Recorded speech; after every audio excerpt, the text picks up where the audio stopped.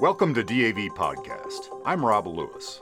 Today, we're having a powerful conversation about mental health and the evolving landscape of veteran care. I'm joined by veteran Noah Galloway, who recently traveled to Mexico to explore the potential of ibogaine, a potent plant medicine gaining attention for its ability to reset the nervous system. Noah shares his deeply personal experience, from the intense spiritual visions he encountered to the lasting calm he's felt since returning home. We also discuss the push for these treatments to become accessible right here in the U.S., and why veterans are often the ones leading the charge for new mental health solutions. Noah, I guess the first question is, can you tell me when you went and where you went? I guess just give us the basics. So I got invited by the CEO of Beyond to go to Cancun and do ibogaine, which was perfect because I have had great experiences from psilocybin, ayahuasca, 5-MeO-DMT, and of course I go to therapy, use EMDR, everything that I should do. I'm trying to improve myself as a human, but also dealing with a lot that I've pushed down inside. And going to ibogaine, I felt like was the perfect icing on the cake. Each psychedelic has done something for me, but ibogaine resets your nervous system. There's no fireworks involved. It's more of removing the noise and allowing you to just reset. For someone who doesn't know, what is it like to take part of that plant medicine? It's a ceremony, isn't it? So ibogaine, you have psilocybin that comes from mushrooms, ayahuasca that comes from a vine. When I did ayahuasca, I was in Peru in the jungles, but ibogaine is a root that's from East Africa, and it can cause an issue with your heart. So what was impressive about going to Cancun is now we have places that they're monitoring you. So it's not a ceremony in the sense that like Peru was with ayahuasca. Let's talk about that power. I'm really interested in hearing what the experience is like. It comes in a pill form, right? Ibogaine is, it can throw your heart off. So they monitor everything. But that's just how powerful it is. It is a very powerful plant medicine. I was given it was in pill form. It's ground up in its little capsules, and they go by your weight. Of course, if they need to give you more, they can. They're very cautious of how they do things. It's very treated in a very medical way. Now, when it comes to ibogaine, some people see a lot of visions, some people don't. I had a few, not a lot, but it was more of what I got from it after. And not just immediately after, but since I've been home. Ibogaine is a powerful plant medicine that has helped people, heroin addicts, things like that. But the thing with any psychedelic, any therapy, is it only does so much.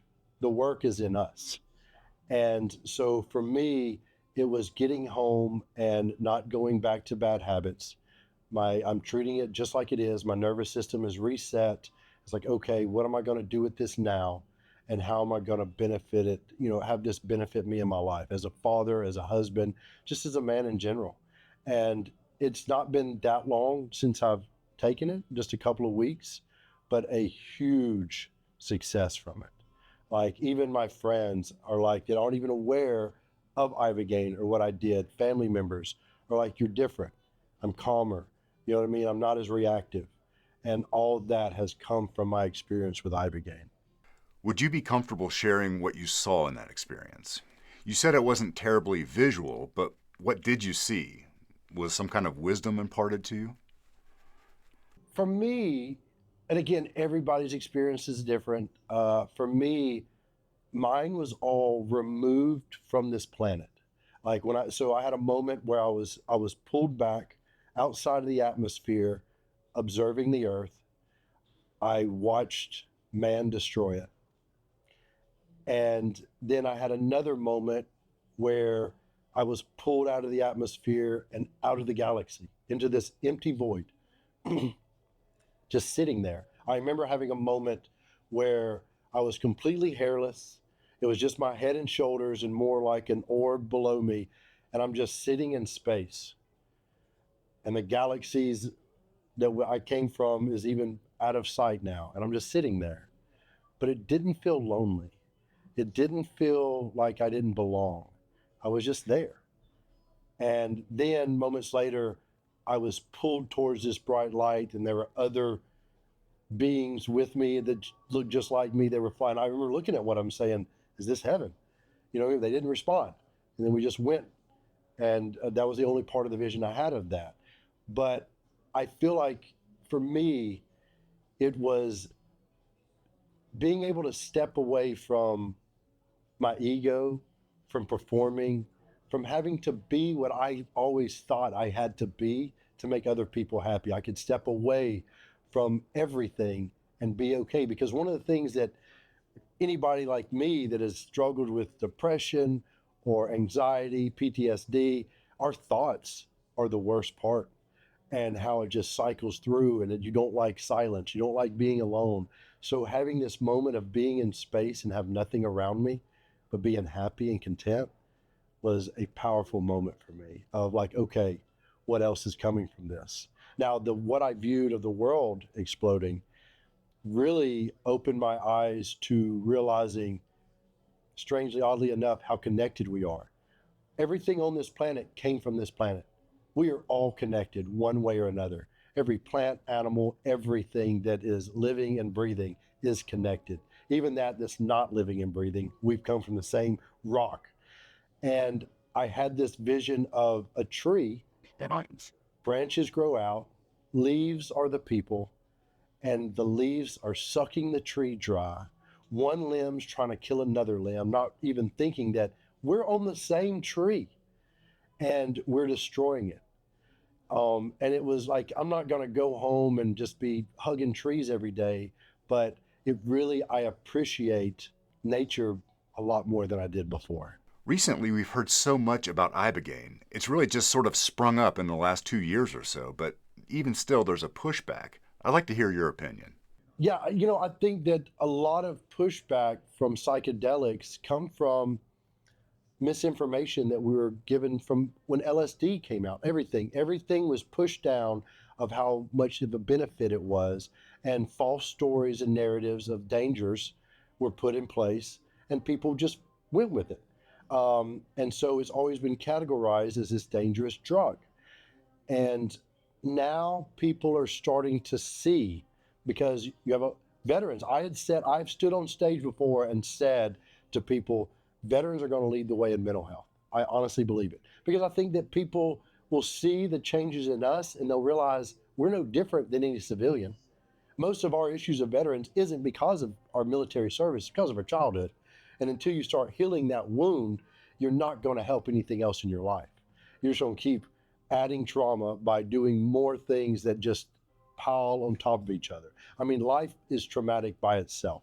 You need to learn to cope and deal with it. Well, people are starting to see, like, for example, Rick Perry. Rick Perry was against it, 100%. And then he changed. And when he was asked, what changed your mind? He said, I was educated by veterans. And he saw the difference.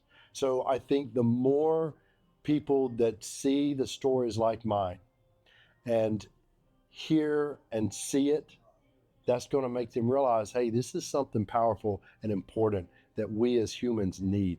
It's been used for thousands of years, and there's no need in us not looking at it and saying, hey, it's worked then, it can work now. When I hear you talking, I can't help but think about Jesus and how we haven't had a direct experience of Jesus. We haven't met him. We just know the stories, and the stories are beautiful, but there's something else about experiencing it. Being with someone who has experienced it, I can feel something coming off of you right now, and I'm curious about your perspective on something like that. Was this a spiritual experience for you? So what's funny is so while I was at this retreat center at Beyond, 2 days before I left, I met a gentleman who just showed up, has done other psychedelics, and did psychedelics that are more likely to open someone up spiritually.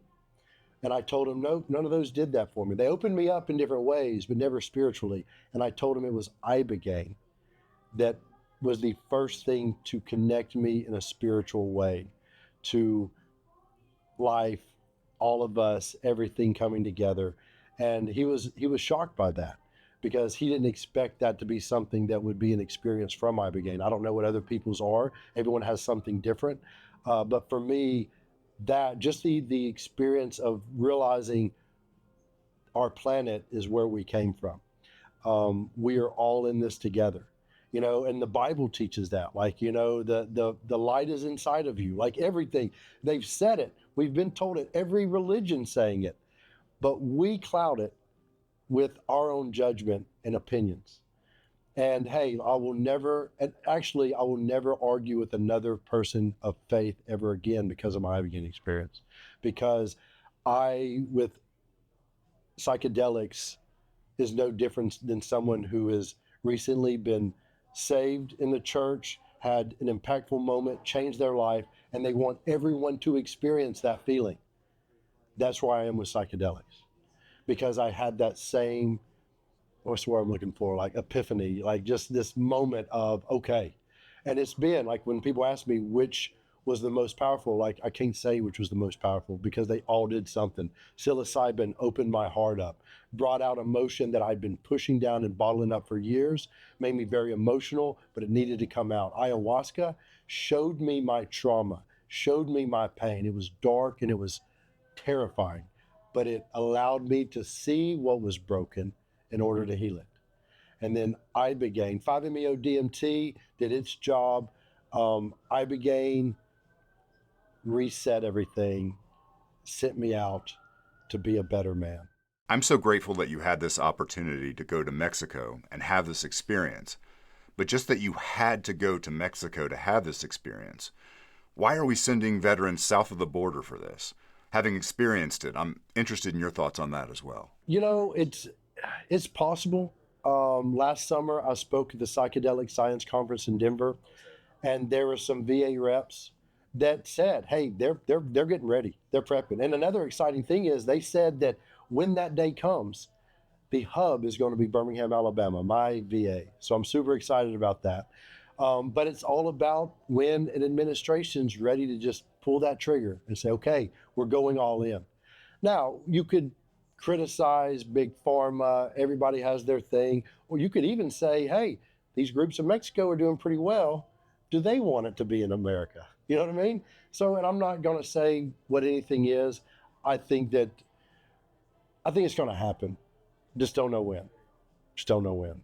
Some of the pushback with psychedelics is the notion that it's a party drug.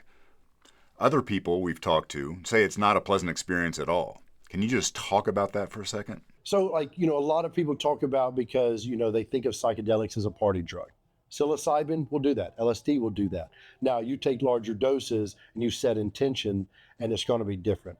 Ayahuasca, you ain't going to party. Ibogaine, you ain't going to party. You know what I mean? These are not things people are going to abuse recreationally. Now, you want to control it because you don't want somebody to think, I'll just do this at home. You don't want that as well. You want professionals around you, especially with Ibogaine, because there's so many things that can go wrong with your heart. But I think that because both the US and the UK are the ones a long time ago that really squished LSD and psilocybin because they thought this is too dangerous. People were partying and doing stuff. But actually, the stories they had of people dying, they didn't die from the psilocybin. They didn't die from ecstasy. There were other things involved that caused that. Now, that goes back to you need to be in a safe environment. So I think that when the day comes that we can keep this in a safe environment, no, it should 100% be legal in the US. You should be able to go somewhere that is in a clinic, that they're there to make sure, just like Beyond. At Beyond, the medical staff, of course, I told Tom, the CEO, I said, look, I'm going to tell you what I've heard from everyone else that's experiencing this retreat. Everything from the medical staff, the coaches, to the housekeeping, they want to make sure you're taken care of. And that is such a relief and makes you feel comfortable. And then you can actually be there for what you're there for, to do the work. So with time, which we get this idea of a party drug out and realize, hey, no, this is something that is going to save lives, that's when it's going to change everything. And the fact that the Birmingham VA will be the hub for the VA psychedelic program. That is very appealing and hopeful for us as a state, which then what we need is a national. That's when it's going to be everything we need. Noah, thank you for opening up about your journey and hope for the future of veteran healthcare. It's clear that as more states like Texas and Mississippi begin to explore these options, and with the VA preparing its own pilot programs, the conversation around alternative therapies is only just beginning. To stay updated on legislative news and more stories like this, go to dav.org/mindscapes. I'm Rob Lewis, and thank you for listening.